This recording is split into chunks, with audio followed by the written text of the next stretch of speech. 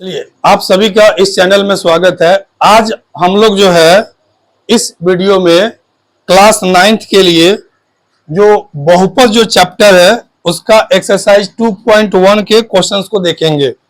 ध्यान से देखेंगे, एक एक क्वेश्चन हम समझाएंगे। पहला क्वेश्चन क्या है उसको देख रहे हैं हम लोग। पहले जो क्वेश्चन है उसमें कह रहा है कि निम्नलिखित व्यंजकों में से कौन कौन एक चर में बहुपद है और कौन कौन नहीं है।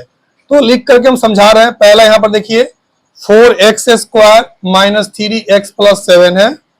सेकेंड नंबर y² प्लस √2 है। Third number 3 under root t plus t under root 2 है। फोर्थ नंबर y प्लस 2 बटा y है। फिफ्थ नंबर x का पावर 10 प्लस y का पावर 3 प्लस t का पावर 50 है। कह रहा कि इस व्यंजक में से कौन कौन एक चर में बहुपद है। तो देखिए, एक चर का मतलब जैसे कि अगर x में है तो x में ही होना चाहिए, y में है तो y में होना चाहिए, ठीक है।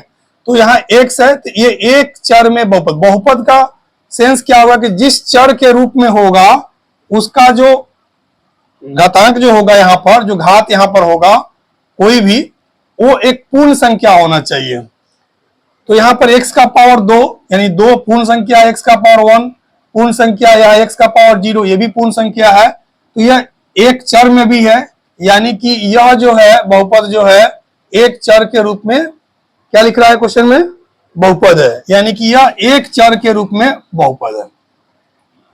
दूसरा यहां देखिएगा y² प्लस √2 है, ये y के चर के रूप में है। यहां पर भी जो घातांक है वो पूर्ण संख्या है, ठीक है। तो ये भी एक चर के रूप में बहुपद है। यहां पर इसको देख रहे हैं तो इसको ध्यान से देखेंगे।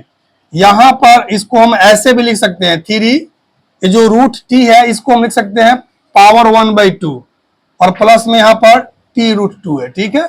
अब इसको देखेंगे, यहां जो t का जो पावर है वो 1/2 है, माने पूर्ण संख्या नहीं है, यानी यह एक मतलब ये जो है बहुपद ही नहीं है, यह बहुपद नहीं है, ठीक है। अब यहां पर देखिएगा y प्लस 2 बटा y है, तो यहां भी देखेंगे गौर से, ये y प्लस 2 ये बटा में है तो ऊपर अगर लिख जाएगा तो पावर क्या होगा -1, इसको ऐसे भी लिख सकते हैं। तो यहां पर y का पावर -1 यानी ये भी पावर जो है एक पूर्ण संख्या नहीं है, इसका मतलब यह भी बहुपद नहीं है, बहुपद नहीं है। ध्यान से देखेंगे, एक एक पॉइंट समझा रहे हैं। अब यहां x का पावर 10, y का पावर 3 प्लस t का पावर 50, तो ये एक चर के रूप में नहीं है, यह एक चर के रूप में नहीं है। कहने का सेंस यहां जो है x भी एक चर है, y भी एक चर है, t भी एक चर है, यानी कि एक चर के रूप में बहुपद नहीं है। तो यहां पर जो एक चर के रूप में जो बहुपद है वो एक नंबर है और दूसरा नंबर है। ओके, देखिए ये जो क्वेश्चंस है इसमें क्वेश्चन में क्या कर रहा है सेकेंड नंबर में, आप बुक में भी देखेंगे तो कह रहा है कि सर निम्नलिखित में से प्रत्येक में x² का गुणांक लिखिए। तो देखिए ये जो यहां पर जो दिखाई दे रहा है, इस बहुपद में कोई आपसे पूछे कि x² का गुणांक क्या है, तो इस बहुपद में x² का गुणांक मतलब बगल में क्या है, 1 है। अब यहां पर देखो, यहां पर x² का गुणांक क्या है, तो यहां पर x² का जो गुणांक है वो -1 है। यहां पर x² का गुणांक क्या है, अब तो हम 100% समझ में आ रहा होगा, वो π/2 है। और यहाँ x² नहीं दिख रहा है, इसका मतलब है कि x² का जो गुणांक है वो 0 है, क्योंकि 0 × x² 0 हो जाएगा, x² का जो गुणांक होगा वो 0 होगा। देखिए थर्ड नंबर क्वेश्चन हमसे क्या कह रहा है कि 35 घात के द्विपद और 100 घात के एक पदी, एक एक उदाहरण दीजिए। तो देखिए 35 घात के द्विपद, तो 35 घात एक उदाहरण देना है द्विपद, तो x का पावर 35 लिख दो और प्लस में कुछ भी लिख सकते हो, कोई दिक्कत नहीं है। जैसे यहाँ पर हमने 6 लिख दिया, तो यहाँ पर 2 पद हो गया और 35 घात हो गया, एक आंसर हो गया इसका। फिर 100 घात का एक पद बोला है, तो कोई भी लिख सकते हो, जैसे x का पावर एक पद, x का पावर 100 लिख दो, बगल में तुम 2 भी लिख सकते हो, कोई 3 भी लिख सकते हो, या इसको ऐसे भी छोड़ सकते हो।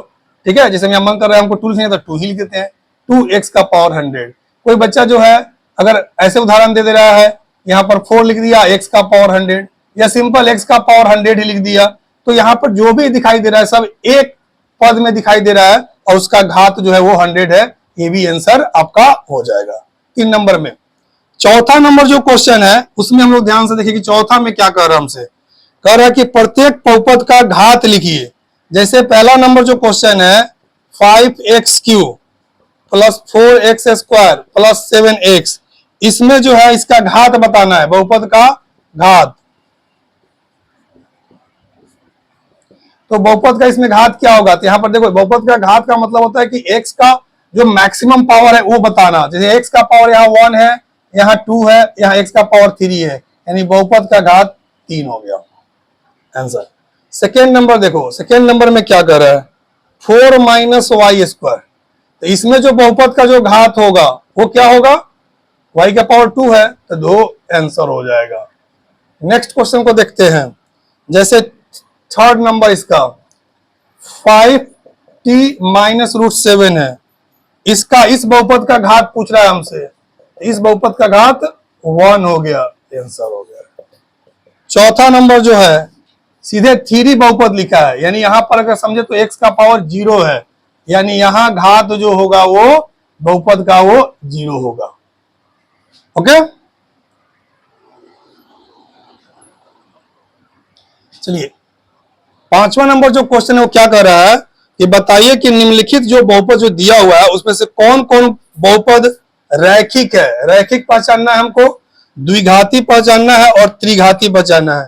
तो रैखिक का मतलब होता है x का पावर 1, तो यहां पर तो जो मैक्सिमम x का पावर जो है वो 2 है, यह जो पद है वो द्विघाती बहुपद है। यहां पर देखें तो x का पावर 3 है मैक्सिमम, तो ये त्रिघाती हो जाएगा। यहां पर मैक्सिमम y का पावर 2 है, तो ये फिर द्विघाती बहुपद हो जाएगा।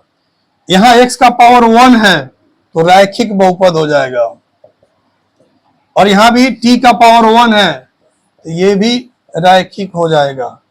r का पावर 2 है तो द्विघाती हो जाएगा, और x का पावर 3 है तो ये त्रिघाती हो जाएगा।